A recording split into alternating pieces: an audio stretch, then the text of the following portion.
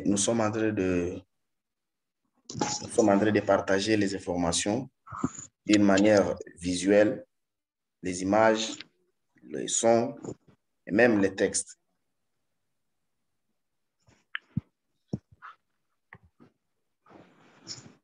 OK.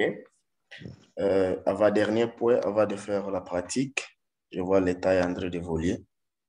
Parlons un peu d'Internet, parce que des fois, la plupart des gens, quand on leur dit réseau, et ils voient directement l'Internet, alors que ce n'est pas ça. Je peux partager mes ressources alors que je n'ai pas Internet.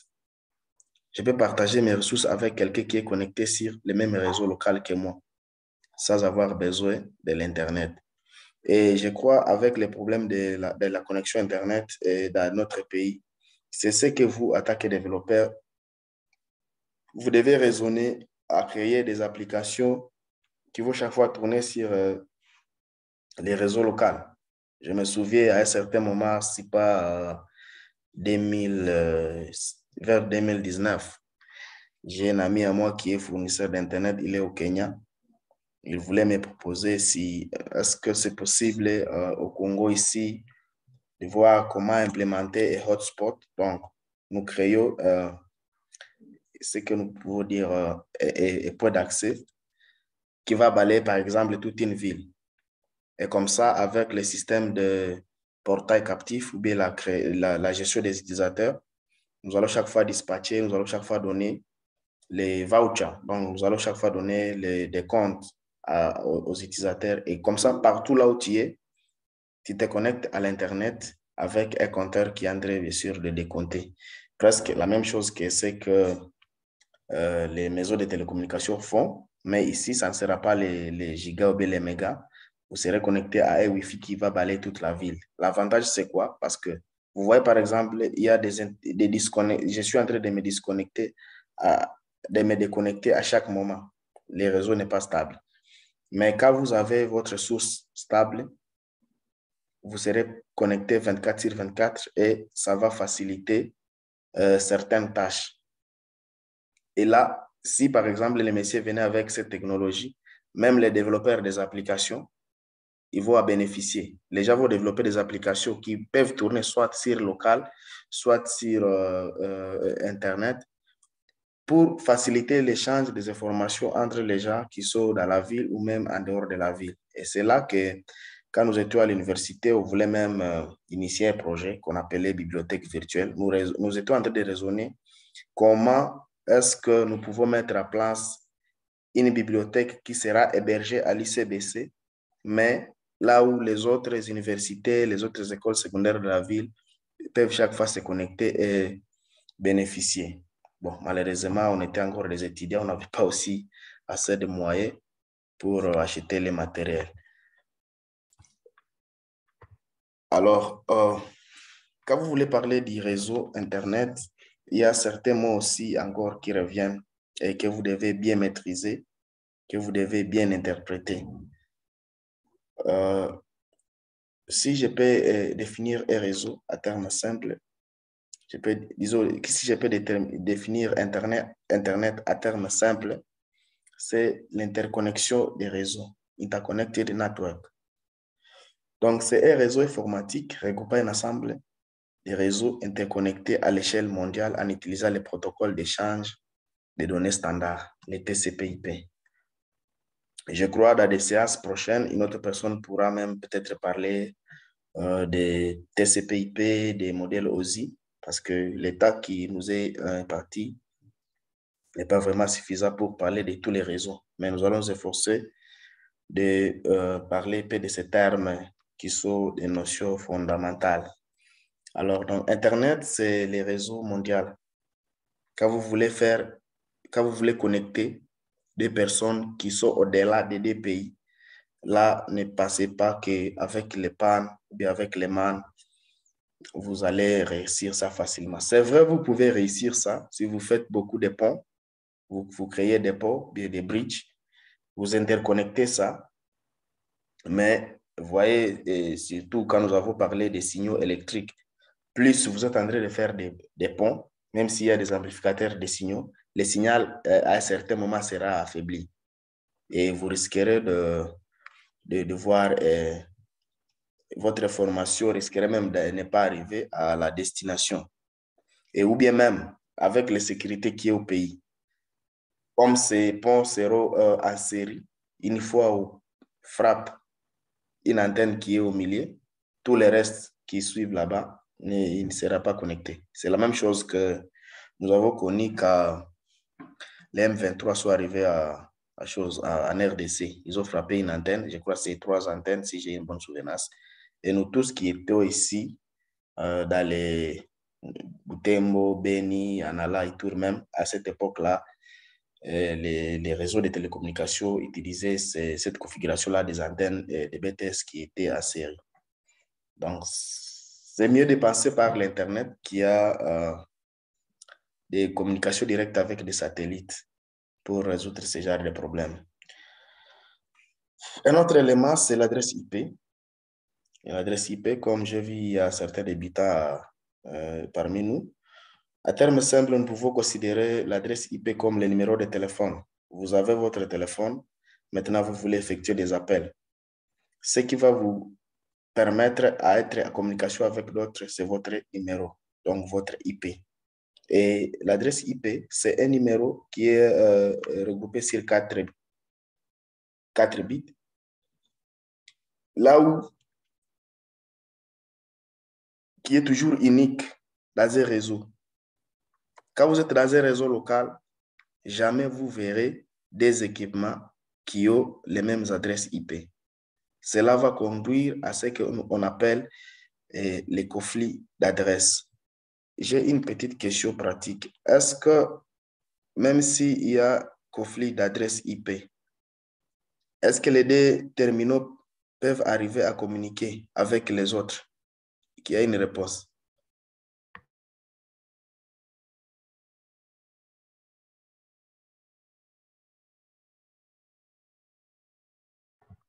Je me répète.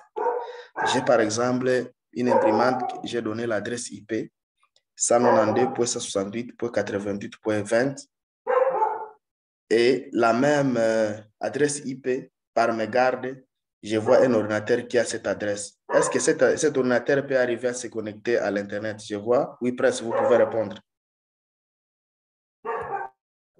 Oui, merci pour me donner la parole. Ça peut se connecter. Répétition. Allô? Oui. J'ai dit ça peut se connecter, oui. Mais il y aura des problèmes des messages. OK, merci. Nous n'allons pas entrer beaucoup en détail. C'est vrai,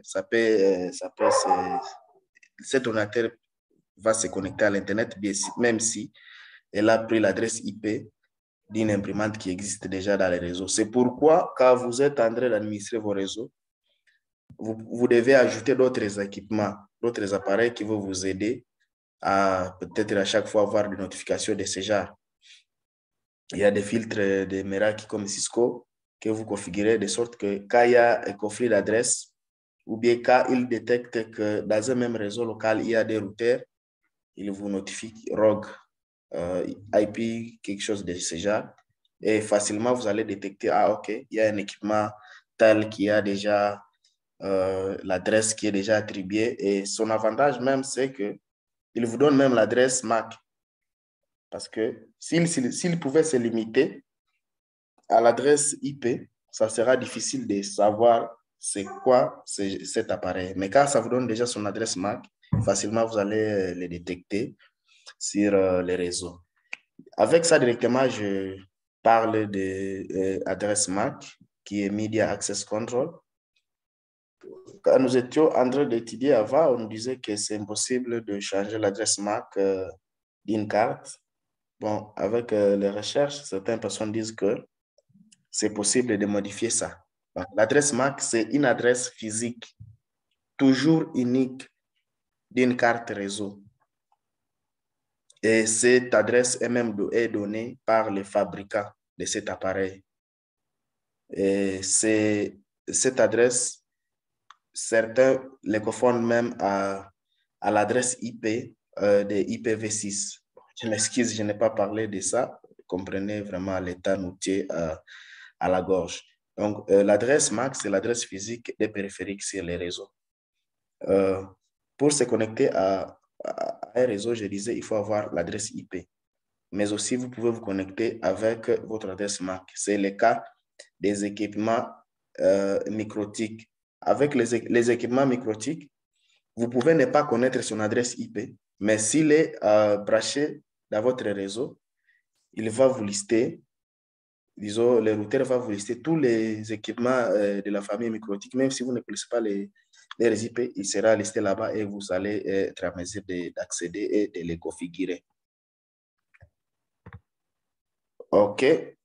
Parlons un peu des masques de sous-réseau. Masque de sous-réseau, on nous dit que c'est aussi un nombre qui est presque comme l'adresse IP, sauf que son avantage est qu'il nous permet de savoir le nombre des ordinateurs ou bien le nombre de hôtes, bien le nombre d'adresses IP qui sont valides dans ces réseaux. Donc, quand vous êtes en train d'assigner des adresses IP à vos terminaux, vous devez toujours les adjoindre la masque des sous-réseaux. Et cela directement donne une idée sur,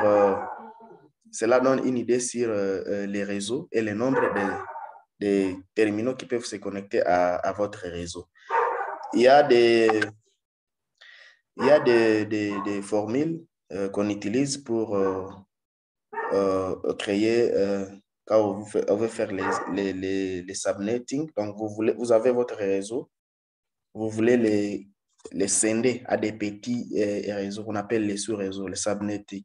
Alors, il y a des calculs à base de la logique binaire qui se font, mais pratiquement dans la vie, vous savez, quand vous venez en train de vouloir chercher à résoudre un problème, on cherche toujours les chemins les plus courts, donc les raccourcis. Il y a déjà des outils qui existent, mais je n'encourage pas aux gens qui sont encore à l'université d'utiliser ce genre d'outils. Il faut toujours commencer par les calculs binaires là. Et puis après, quand vous aurez déjà compris cette base-là, vous pouvez maintenant utiliser des calculateurs qui existent à ligne. C'est le cas de celui qui est assez lié ici. Je ne sais pas si je peux essayer d'accéder à ça. Mais sinon, je vais partager les slides à la fin de la session pour me permettre à tout un chacun de bien revoir même les parties où j'étais en train d'être déconnecté ou là où la connexion n'était pas bonne. OK, laisse-moi voir.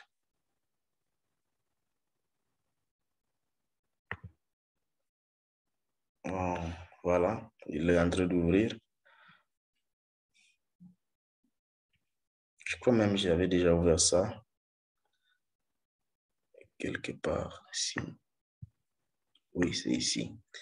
Donc, lorsque vous arrivez à ce site, il vous demande de mettre votre adresse IP ici. Excusez, vous n'avez pas encore partagé votre écran. Oh, l'écran n'est pas partagé. C'est partagé. Pour les logiciels, là. Pour les logiciels. L'écran est partagé. C'est dans le navigateur, je crois. Vous ne voyez pas le navigateur? Non. Calculatrice des sous-réseaux pour IPv4. Vous Voilà, ne voyez pas maintenant, ça? là, ça va. OK, c'est maintenant, ça va. Ça doit être le problème de la connexion. Donc, vous spécifiez l'adresse IP là-bas. Votre adresse IP, vous la mettez là-bas. Et puis, vous choisissez les masques des sous-réseaux. Si ça sera / combien, c'est à vous de dire. Déjà, quand je vois 32, donc là, j'ai seulement la possibilité des hôtes. Donc, je vois l'adresse IP qui sera, je peux considérer celui qui sera du modem et celle du routeur. Ça, c'est les masques des sous-réseaux que la plupart des fournisseurs donnent aux gens. Quand ils veulent vous connecter, quand ils vous donnent l'Internet avec les VSAT, on vous donne souvent les masques de sous-réseau de /32 pour vous donner seulement des IP. L'IP qui sera de votre modem et celui de votre routeur. Donc, À votre temps libre, vous allez essayer peu de mûrir vous allez consulter les sites là. Alors, euh,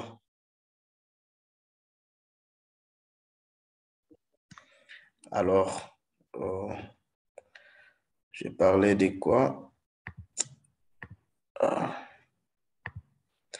Oui, je venais de parler des masques de sous-réseau, même l'adresse MAC, j'avais déjà parlé de ça. Voyons maintenant la passerelle. Quand vous serez en train de configurer vos routeurs ou bien vos équipements, il y a toujours ces termes qui vont revenir. La passerelle ou bien gateway. On nous dit que c'est un point du réseau qui fonctionne comme une entrée vers un autre réseau qui utilise un protocole différent. Donc, quand vous voulez faire la connexion entre des réseaux différents, vous aurez besoin d'une passerelle. Et dans la plupart des cas, c'est l'adresse IP de votre routeur. C'est votre routeur qui est toujours, qui est des fois considéré comme la passerelle. Et sur le modèle OSI, tous nous savons que les routeurs est sur la couche 3, à ne pas confondre avec les switches qui est de la couche D. Après ça, parlons de DHCP. Je me souviens encore une fois pour ce terme ici DHCP. Avant, dans la CETA, on disait que c'était Dynamic Host Control Protocol. Mais on a déjà changé, ce n'est plus ça. C'est Dynamic Host Configuration Protocol. Et DHCP, c'est le protocole qui vous permet d'attribuer dynamiquement les adresses IP aux périphériques qui sont connectés à votre réseau. Et dans la plupart des cas, quand vous configurez le DHCP, directement, il donne à votre terminal l'adresse IP, il lui donne un masque de sous-réseau, il lui donne même l'adresse IP de la passerelle et même les DNS. Donc, ceci joue un rôle très important dans les réseaux. Ça revient là où je disais, où avant, on attribuait manuellement les adresses IP aux cartes. Donc, quand vous venez vous connecter à un réseau de cybercafé, on entre les adresses IP manuellement. Mais avec les DHCP, une fois que vous vous connectez, pour la première fois directement, votre carte va récupérer l'adresse IP. Et bien sûr, il y a un temps qui est bien déterminé qu'on appelle le lease time. C'est le temps qu'il faut pour que votre carte puisse renouveler l'adresse IP. Alors, après les DHCP, par l'OEP des DNS, je me souviens, M. Victor avait et même aussi parlé de ça. Pourquoi on a inventé les DNS? C'est simple même à comprendre. Vous voyez même dans la vie, quand vous êtes en train de...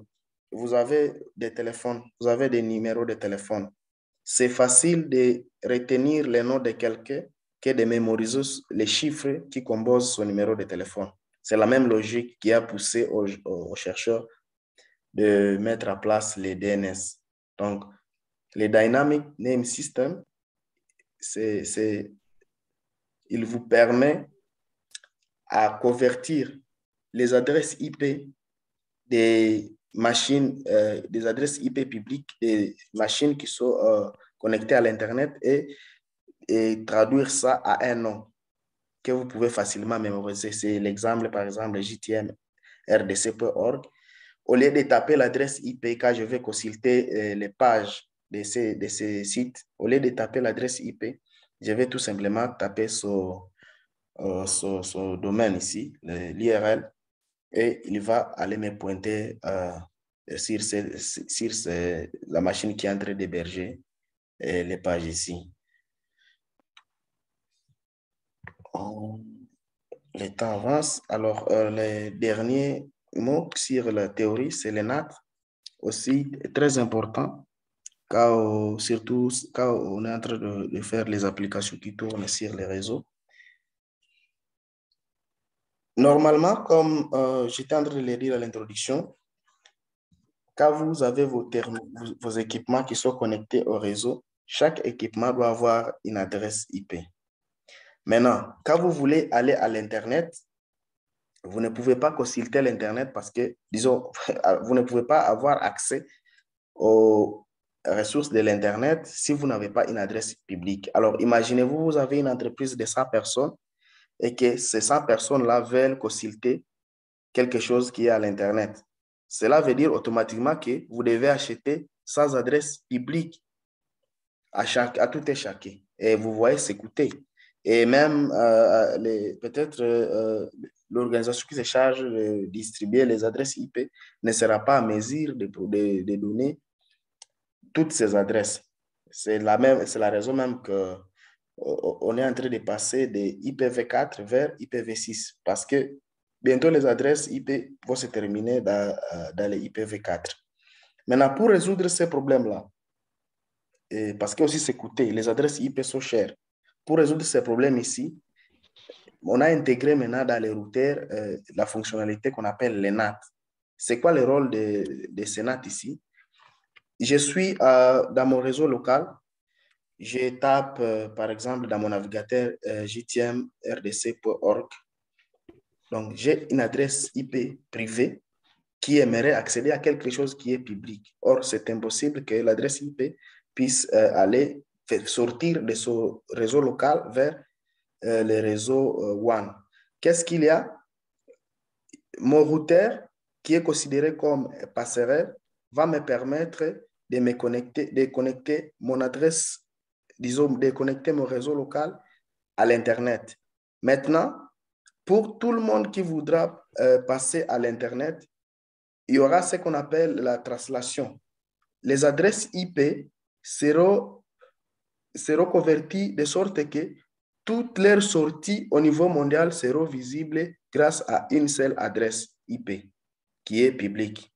Donc, le NAT, c'est une technologie qui est là, qui vous aide à ce que, au lieu d'avoir un tas d'adresses, au lieu d'avoir des correspondants de chaque adresse IP privée, des adresses publiques, une seule adresse publique va permettre à ce que les adresses privées puissent accéder à l'Internet. Ça, c'est le résumé de ces petites phrases que j'ai notées ici.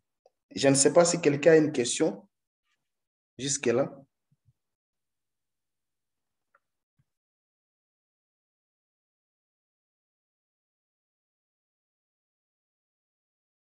Sentez-vous libre de poser des questions par rapport à ce que nous avons vu, par rapport à ce que nous avons exposé ou bien même d'autres, mais il ne faut pas que ce soit trop en dehors de ce que nous avons exposé. En attendant que je prépare le matériel.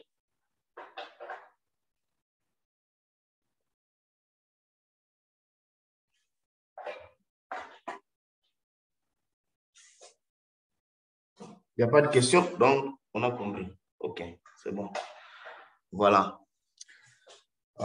Je passe à la pratique. Je vais allumer mon petit routeur. Et là, autre chose, donc, vous avez les zonateurs actuels au plus de même 4 cartes. Donc, je suis en train d'utiliser une connexion qui vient des modems. Au même moment, je vais brancher mon routeur avec le câble Ethernet. Donc là, j'exploite déjà des cartes et automatiquement, là, j'ai des adresses IP. Ce qui n'était pas possible avec les anciennes machines où il y avait seulement des cartes Ethernet sans fil. Disons les câbles, les cartes avec câble. Quand il fallait, quand on avait besoin de connecter les Wi-Fi, là, il fallait acheter des petits dispositifs USB coplancés et qui étaient des cartes Wi-Fi. Alors, parlons un peu rapidement de Microtik. Microtik, c'est une entreprise qui est à Latvia, qui se charge de la conception des matériels de communication qui répondent aux normes. Je crois que vous connaissez ces standards-là. C'est les standards de Wi-Fi. Et l'avantage que nous avons vu par rapport à d'autres microtiques, disons à d'autres routeurs, par exemple les Link 6, les D-Link et autres, c'est qu'avec le système microtique qui est surtout basé sur les Linux, vous avez la possibilité d'avoir vous avez plusieurs fonctionnalités dans un même appareil.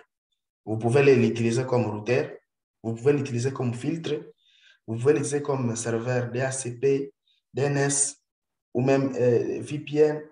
Vous pouvez gérer la bande passante. Vraiment, ces routeurs ont été conçus pour venir faciliter l'administration des réseaux, des IT et même des fournisseurs d'accès à Internet. Parce que ici, par exemple, avec les routeurs microtiques, vous avez la possibilité de créer autant de SSID que vous voulez. Donc, je peux avoir un seul routeur ici, mais je veux que dans mon organisation, je puisse avoir 4 noms de SSID, ce que nous appelons les Wi-Fi. Je peux appeler lab, bibliothèque, administration, et ainsi de suite. Si vous voyez très bien avec les anciens routeurs, autant de SSID signifie autant de routeurs.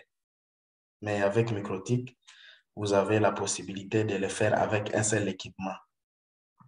Alors, parlons un peu des certifications de Microtik. Microtik, ça c'est seulement les quelques certifications. Mais avant d'avoir une certification, avant d'avoir les autres là, la première certification à avoir, c'est la certification MTCNA. Pour savoir plus à propos des formations, vous allez consulter les liens ici. Et chaque formation a ses particularités. Quand vous allez faire des certifications, ce n'est pas à dire que... Donc là, on considère d'abord que vous avez des bases à réseau. Là, on ne va pas vous apprendre c'est quoi le DNS, c'est quoi le DHCP, non. On va maintenant faire l'application de ces termes-là, comme ce que nous venons de faire ici. On va faire leur application dans la technologie des microtiques. On va vous dire, par exemple, on vous avait dit à théorie que pour connecter des réseaux, vous devez avoir un routeur. Donc, ça veut dire l'adresse IP du premier routeur, du routeur qui est dans le premier réseau, doit être dans la table de routage avec l'adresse IP du deuxième routeur. Des choses comme ça. Maintenant, on va vous montrer ça. Pratiquement, avec Microtik, ça se passe comme ça. Et à la fin, on va vous donner un questionnaire qui... Les questions, c'est pendant 1 heure. Et c'est souvent à tombeau ouvert. Mais des fois, on échoue parce que, bon, des fois, il y a d'autres questions même qui viennent qui n'étaient pas parmi la matière qu'on a dispensée. Donc là, on suppose que vous connaissez tout à propos des bases. OK, c'est tout à propos de la théorie. Maintenant, pour accéder au routeur microtique, vous pouvez le faire de 2 manières. Soit vous utilisez les navigateurs, comme ça ici, les browsers, soit vous utilisez une application qu'on appelle Winbox. Où est-ce qu'on va les trouver? Vous allez sur le site de Microtik, c'est microtik.com, et vous irez dans la section là où on a écrit Software. Est-ce que cette connexion va me permettre de vous montrer rapidement? Essayons. Mais au moins, quand même, je l'ai déjà téléchargé. Elle est sur mon ordi. Voilà. Je crois que le site est ouvert. Voilà, c'est ça le site de Microtik. Et c'est ici même où vous allez voir les différentes formations de Microtik si vous voulez avoir des certifications. Si vous venez ici au niveau de... Si vous venez au niveau des trainings, on va vous montrer les calendriers des formations à cours ou bien les formations à venir et on les classe par pays, mais par zone, par continent, disons. Par exemple, si vous voulez participer à une formation qui sera en Amérique, vous allez cocher là-bas et on va vous montrer les calendriers sont là. Si vous êtes en Afrique, vous allez cliquer sur l'Afrique. Voilà les formations qui sont en Afrique. Par exemple, aujourd'hui, c'est le 29. Cette formation va commencer aujourd'hui en Afrique du Sud. Si vous êtes intéressé, il suffit juste de cliquer sur le nom de l'organisateur et vous aurez ses coordonnées. Nous qui sommes ici au Congo, des fois, on va se ravitailler au Rwanda parce que la plupart des formations pour les pays ici voisins, ça se passe soit au Rwanda, soit au Kenya et quelquefois à Kinshasa. Est-ce qu'il y a une formation de Kinshasa? Pour le moment, il n'y a pas. Donc, c'est ça. Donc, pour trouver les Winbox, c'est ici dans Software.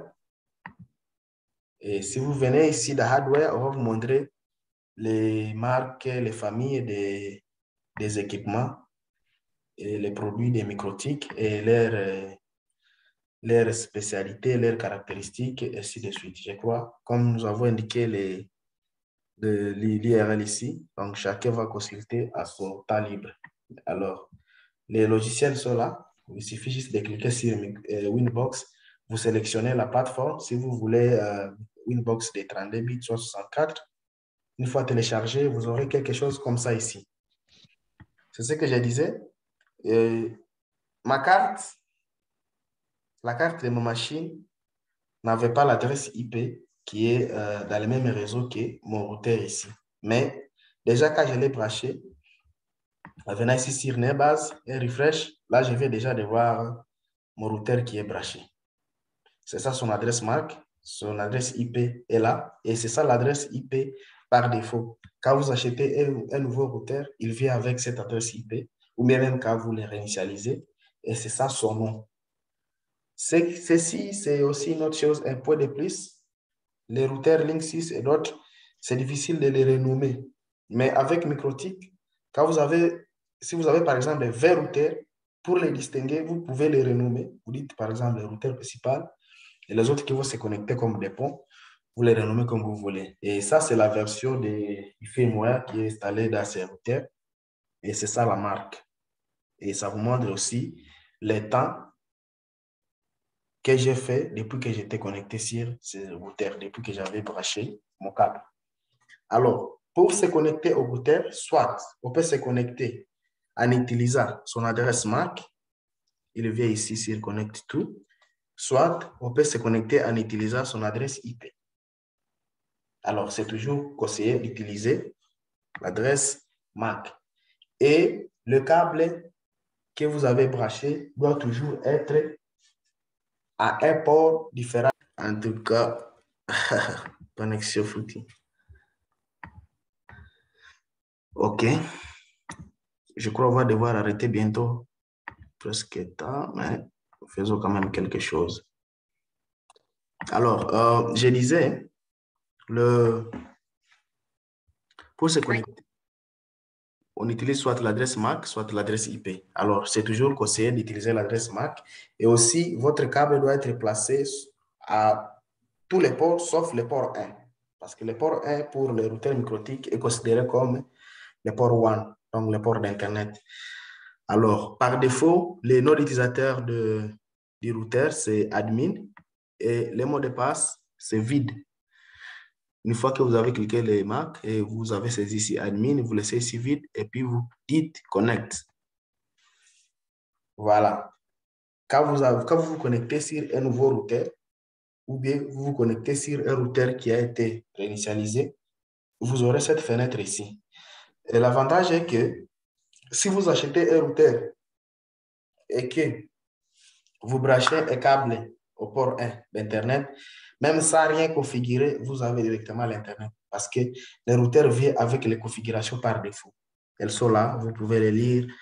On vous montre les informations qu'on a configurées, les NAT est activé, les filtres IPv4, les DHCP CLIA est activé, les DNS est activé, et ainsi de suite. Mais c'est toujours mieux de faire la configuration à partir des zéros, from scratch. Donc, je vais enlever ces configurations par défaut. Je vais mettre mes propres configurations. Alors, pour configurer votre routeur, si vous voulez, juste si c'est pour le cas de dépannage, vous voulez juste faire des choses rapidement et avoir partager les autres, avoir un réseau rapidement, qu'est-ce qu'il faut? Il y a il y a une option qu'on appelle le Quick Set, donc la configuration rapide. Ici, vous allez seulement entrer certains paramètres et les autres vont se configurer automatiquement. Je crois que comme l'état presse, nous allons utiliser cette méthode. Mais prochainement, avec les autres séances, nous allons maintenant voir comment on va aller manuellement créer des adresses IP manuellement, assigner ça à des ports, créer des ponts, et ainsi de suite. Alors, quand vous cliquez sur Quick Setup, vous avez cette fenêtre-là qui apparaît. Et ici, au coin, il y a les différents modes de configuration de votre routeur. Selon que vous serez en train de changer d'un mode à un autre, vous allez voir que l'interface ici sera en train de changer. Et aussi, quand vous aurez le temps, vous allez lire, vous allez chercher c'est quoi la différence entre ces différents modes. Le temps nous presse, mais nous voulons utiliser notre routeur comme un point d'accès simple. Alors, nous allons choisir l'option de WISP AP. Alors, ici déjà, vous voyez presque tous les paramètres que nous étions en train de lire là-bas sont déjà là-bas visibles. Il me donne la possibilité, il nous donne des possibilités. Soit je le configure comme routeur, soit je le configure comme pont. Je crois que je n'ai pas parlé des ponts. La différence entre les routeurs et les ponts, c'est que, comme même son nom le dit, pont, il vous permet d'élargir ou bien d'étendre seulement votre réseau local. Lui, il ne sera pas considéré comme né pour connecter des réseaux différents. Il aura une adresse IP de votre réseau local, mais son objectif sera seulement d'étendre. Je donne un exemple concret. Je peux avoir, nous avons par exemple un bureau ici. Alors, nous avons un premier routeur qui est en train d'arroser une zone quelconque.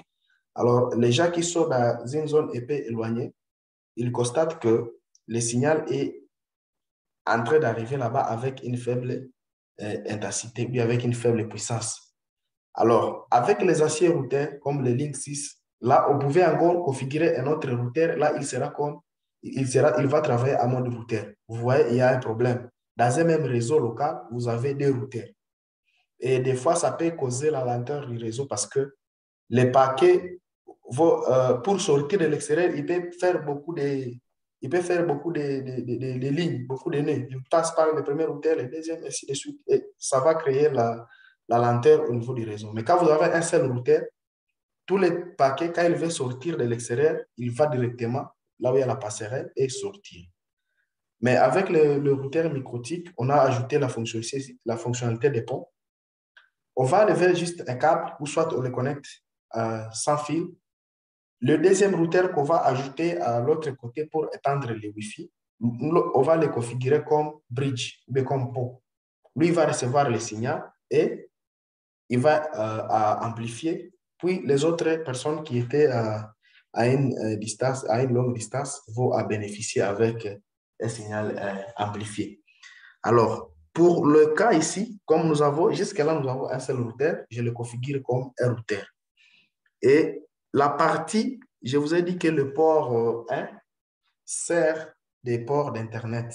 Donc, c'est là où nous allons mettre les adresses qui viennent du fournisseur. Des fois, ces adresses sont publiques ou soit, si vous utilisez une communication point à point avec le fournisseur, il peut vous donner les adresses de son réseau local, mais qui sont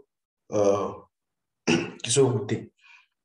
Alors, pour le moment ici, je n'ai pas des adresses publiques. Mon fournisseur aussi n'existe pas. Quand vous doutez ou bien vous n'avez pas des informations à propos de votre fournisseur, vous pouvez configurer de sorte que ces ports ici d'Internet puissent recevoir les adresses dynamiquement. Donc, vous créez quelque chose comme DHCP sur les WAN. Là, vous dites automatique, de sorte que toutes les adresses, disons, tout fournisseur qui va se connecter là-bas, s'il vient avec une adresse, il va directement connecter les WAN. Alors, la partie de mon LAN est là. Je vais maintenant configurer les adresses de ma partie LAN. Par exemple, je donne à mon LAN l'adresse 192.168.3.1. C'est ça là. l'adresse IP de mon routeur. Et j'ai choisi les masques de sous-réseau /24. Ça veut dire que dans ces réseaux ici, j'ai la possibilité de connecter des exposants. C'est d'exposants 32, je crois, 254 équipements. Alors, ça sera 253 moins l'adresse IP du réseau. Parce que quand vous allez, ceux qui ont déjà lu le cours des réseaux, on va vous dire que la première adresse, c'est l'adresse du réseau. Et la dernière adresse, c'est l'adresse de broadcasting. Donc, l'adresse de faire la diffusion. Je vais choisir /24. J'ai choisi, j'ai dit, si je dis bridge all LAN port, ici, dans Microtik, il y a ce qu'on appelle les ponts, les bridges. Quand je dis bridge all LAN port, ça veut dire tous mes ponts, disons toutes les interfaces, à partir du port 2 jusqu'au port 5, seront considérés, seront mis dans un seul pont. Et seront donc dans un même VLAN ou même dans un même réseau local. Je peux faire ça, de sorte que quand je vais assigner le DHCP sur les bridges, tout équipement qui va se connecter, soit sur le WAN, disons, soit sur le Wi-Fi, soit sur le port 1, disons port D3 jusqu'à 5, il va récupérer l'adresse qui est dans la plage que j'ai définie au niveau de mon DHCP. Je coche aussi ici. Je détermine maintenant les ranges. Donc, mes adresses vont aller de quel IP jusqu'à quel IP. Et ce qui est important ici, il faut faire la réservation parce qu'il peut arriver que dans votre réseau, vous aurez des matériels comme des imprimantes, comme d'autres routeurs qui auront besoin d'assigner les adresses IP d'une manière statique. Là, il faut réserver. Au lieu de commencer par la première adresse, je peux dire, par exemple, je commence à 30 jusqu'à 254. Parce que vous ne pouvez pas avoir 255, c'est l'adresse de diffusion. Voilà. Et je coche les NAT. Enfin, si je veux aussi activer les VPN, ça peut-être on verra avec les sessions prochaines, je peux changer maintenant le nom de mon routeur. J'ai dit par exemple, ça s'appelle Main Router. Main Router. Et là, j'ai fini presque avec les routeurs ici. Ça me donne aussi la possibilité de configurer le SSID, donc le Wi-Fi, comme on l'a toujours appelé. Je peux donner ici le nom. Je dis FSA UCBC et je peux ou ne pas modifier ces valeurs qui sont ici. Mais pour les fréquences, moi, j'ai toujours mis automatique. Pourquoi? Parce qu'il peut arriver que dans un même endroit, vous avez des autres organisations qui ont aussi les routeurs. Ou bien même toujours dans votre organisation, vous avez d'autres routeurs. Alors, si vous émettez à une même fréquence, vous savez, avec les télécommunications, il y aura ce qu'on appelle l'interférence. Alors, pour éviter ça, vous faites automatique. Il va chaque fois mettre la fréquence qui n'est pas dans ce champ là-bas. Et j'ai choisi la sécurité. Mon Wi-Fi va me donner la possibilité d'avoir les mots de passe. Je peux dire, par exemple, il faut mettre des mots de passe qui sont complexes, que le pirate ne peuvent pas facilement détecter, mais aussi éviter des noms ou bien des mots usuels. Je peux dire, par exemple, oh, ça vient de me déconnecter. Je reconnecte encore. Oh, il m'a reconnecté. J'ai dit FSA UCBC. J'ai mis mot de passe, par exemple,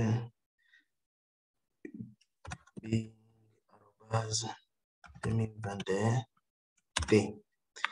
Il avait déjà modifié ici. J'ai dit que je vais prendre automatique. L'adresse était 192.168.2.1. Bridge. Je mets le DHCP, le range. J'ai dit je vais commencer à 30 jusqu'à 254 NAT. Et je change en main. Maintenant, je peux définir aussi le mot de passe. Au lieu de laisser là où il y avait vide, je détermine maintenant le mot de passe qui sera le mot de passe pour accéder à mon routeur. Je dis par exemple ICBC FSA. je répète ça ici, ICBC FSA, et je fais Apply. Et là, j'ai ces configurations. Alors, si je reconnecte encore une fois, vous voyez, ça refuse parce que je n'ai pas saisi le mot de passe. Et aussi, vous voyez bien, l'adresse a changé, même l'identité. Pour me reconnecter, je dois saisir maintenant le mot de passe que j'ai mis ici, ICBC FSA. Si vous avez oublié votre mot de passe, il y a la possibilité de réinitialiser. Il y a un bouton derrière le routeur qui vous permet la réinitialisation. Alors, si je vais ici à l'interface de sans fil, j'ai déjà un Wi-Fi ici qui s'appelle, son nom est où? Son nom est la FSA ICBC. Alors, c'est toujours mieux de renommer les interfaces. Je peux dire par exemple Wi-Fi FSA. C'est ça le nom de cette interface. Ce n'est pas, il faut pas confondre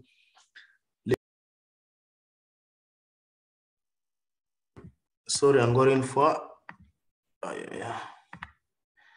Donc, si vous regardez bien, si je clique ici sur mon réseau, ici j'ai déjà le Wi-Fi qui est là, FSA ICBC, avec le mot de passe qui est configuré. Alors, je vous disais qu'avec MikroTik, il y a la possibilité de créer plusieurs Wi-Fi avec un seul routeur. Si je venais ici toujours à Wi-Fi interface, je viens ici, j'ajoute un virtual. Je peux ajouter un deuxième Wi-Fi, par exemple, je l'appelle FSA Lab.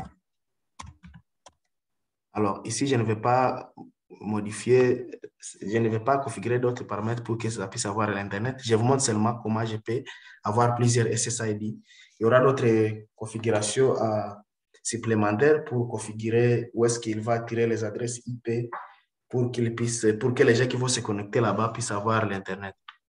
Avec la notion de VLAN, je crois que vous connaissez les VLAN, Virtual LAN, Virtual Local Area Network, je peux faire de sorte que ces réseaux ne puissent pas communiquer avec l'autre là. Si j'ai changé seulement l'ID ici, je mets déjà, les gens qui seront connectés à ces réseaux ne peuvent pas communiquer, même s'ils sont sur le même réseau local, ils ne peuvent pas communiquer parce qu'ils ont différents VLAN. J'ai fait Apply. Si je venais encore une fois ici, vous voyez, j'ai le deuxième Wi-Fi. Je peux créer le troisième. Donc, autant que je veux, je peux créer donc des Wi-Fi autant que je veux. J'ai dit FSA admin.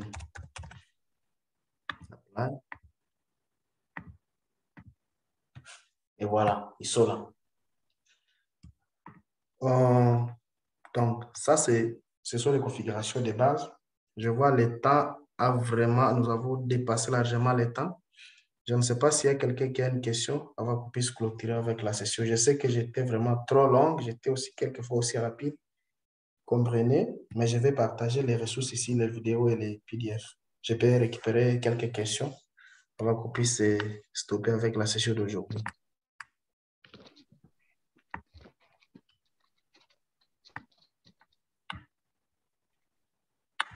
Bonsoir, monsieur Serge. Oui, bonsoir.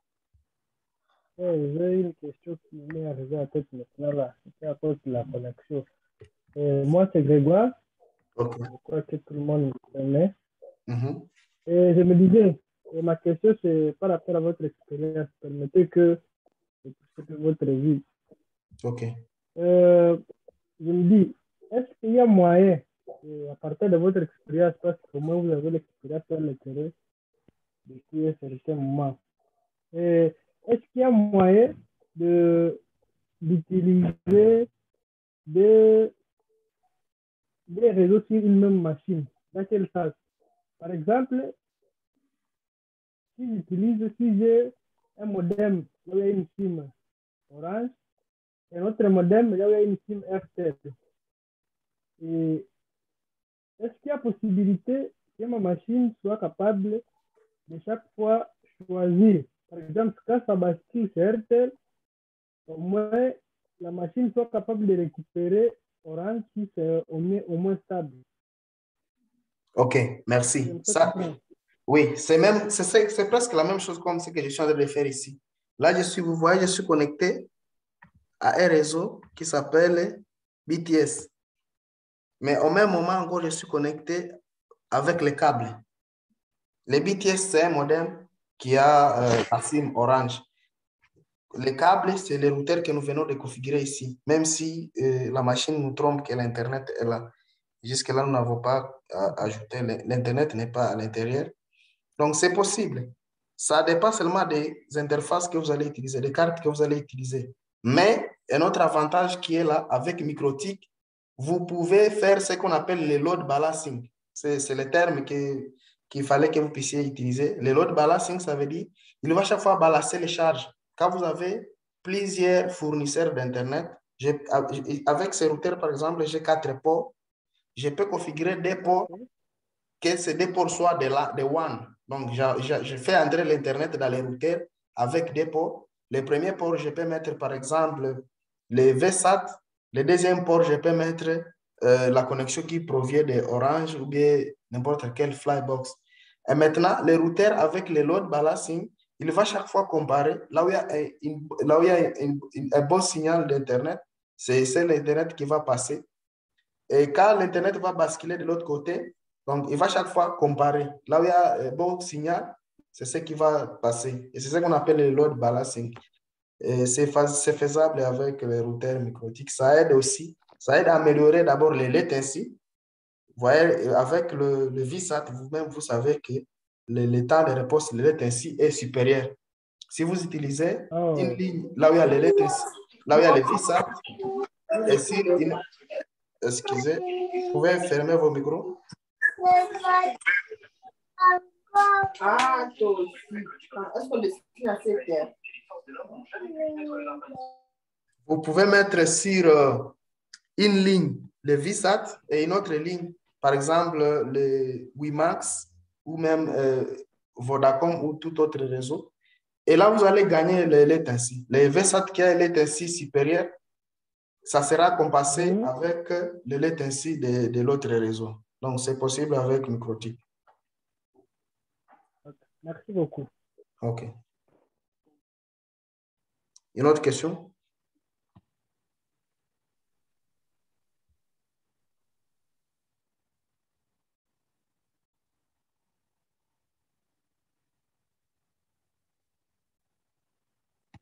Quand les gens ne posent pas de questions, donc ils ont compris. C'est ça? Non, soit on n'a pas aussi compris. Bon, c'est pourquoi. C'est entre nous. C'est entre nous. Sentez-vous libre de poser n'importe quelle question, même bête, même comment. Donc, d'ailleurs, il n'y a pas de questions bêtes.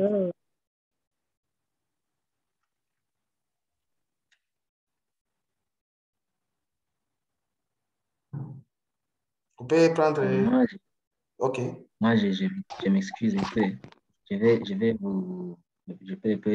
peu rentrer un peu derrière. Ouais. Il y a une notion que j'ai jamais compris, c'est sur les slash là, slash 32, slash 24. Si vous pouvez un peu m'éclaircir sur ça.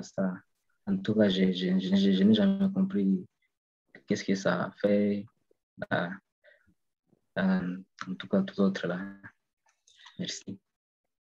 Oui, nous avons dit, les slash là, c'est au niveau des masques des sous-réseaux.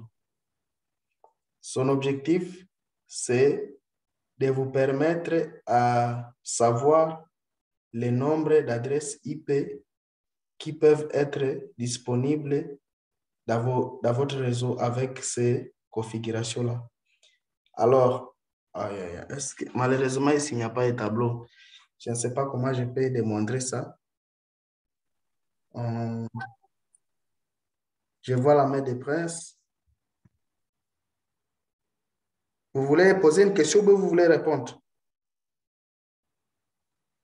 Je vais poser une question.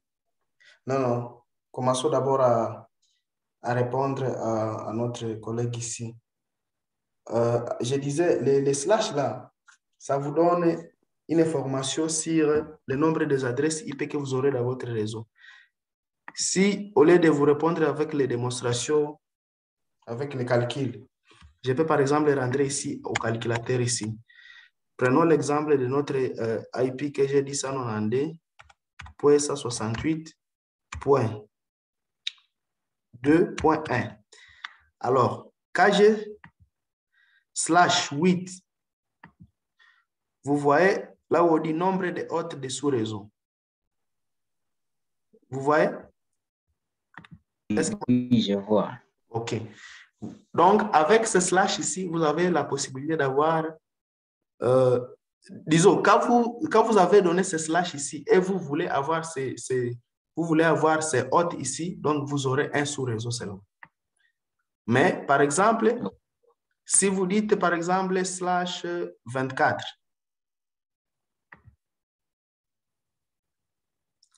nous avons dit pour slash 24, le nombre maximum, c'est 254 parce que nous avons enlevé l'adresse du réseau qui a toujours 0.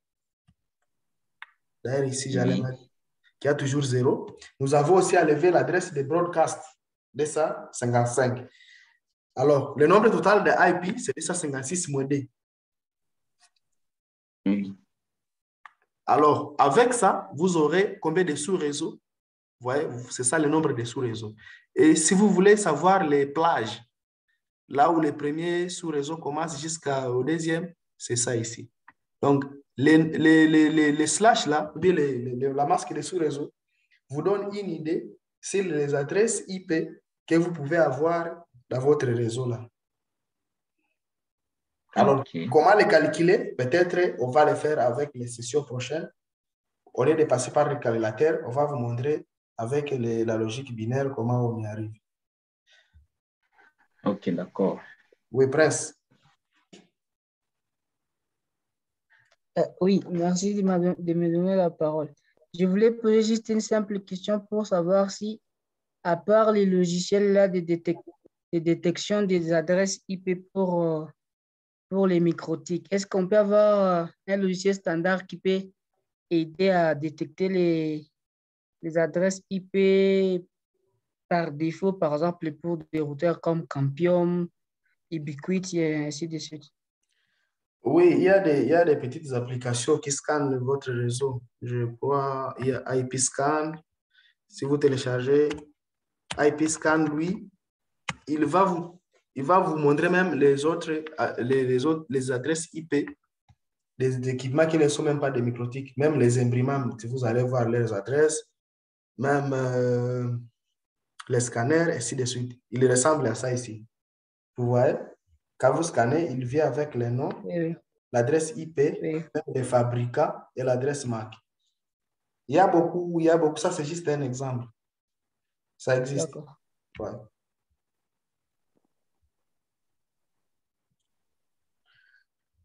Une autre question, je vois les gens commencent à se déconnecter, apparemment ils veulent dormir.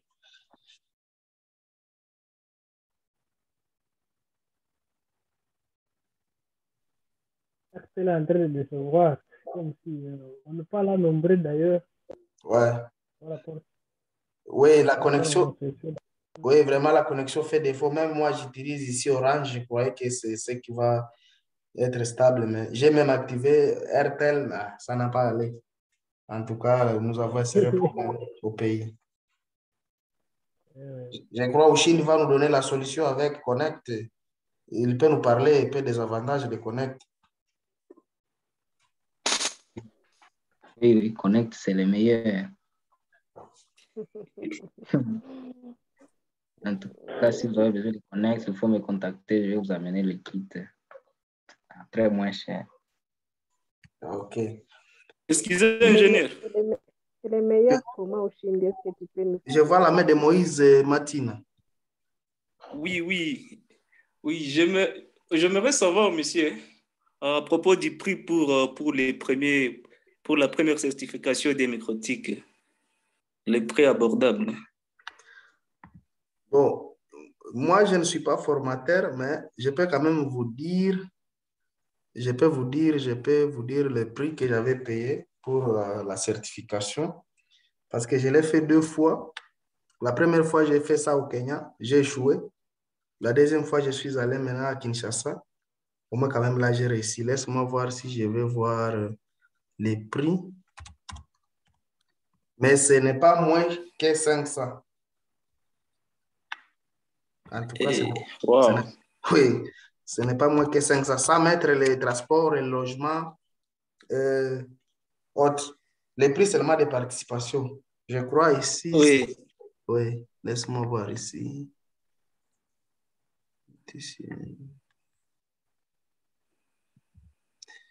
Si vous voyez bien, c'est la liste là de quand nous avons montré les formateurs, c'est celui-ci qui forme au Kenya, MC Charles Consulting. Donc, il arrive, oui, même, il arrive même ici dans des pays comme le Sud-Soudan.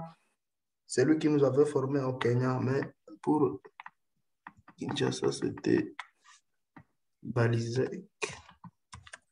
Mais en tout cas, que ce soit au Kenya, que ce soit à l'RDC, la formation n'est pas moins que 500.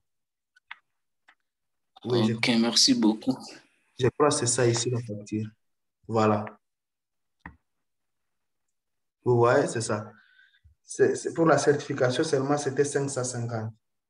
Ça va mettre les billets, les logements et autres.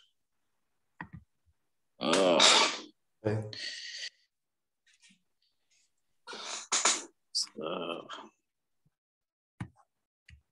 S'il n'y a plus de questions, je crois qu'on peut finir. S'il y a des parties où vous n'avez pas compris, même dans les groupes, vous pouvez les poser. Quand les autres, même moi, quand nous serons libres, on va essayer de les répondre. Sinon, nous disons merci pour la patience et la participation. Ça a été un plaisir pour moi d'animer cette session et espérons que prochainement, on va encore se retrouver dans d'autres sessions. Bonne soirée. Je m'excuse un peu. Comment est-ce que vous allez procéder pour partager le fichier? Oui, j'ai Drive. Je vais mettre ça sur mon Google Drive. Je vais vous partager les liens. Vous allez télécharger ça. Super. OK. Ciao. Merci pour aujourd'hui. Ciao, ciao. Ok.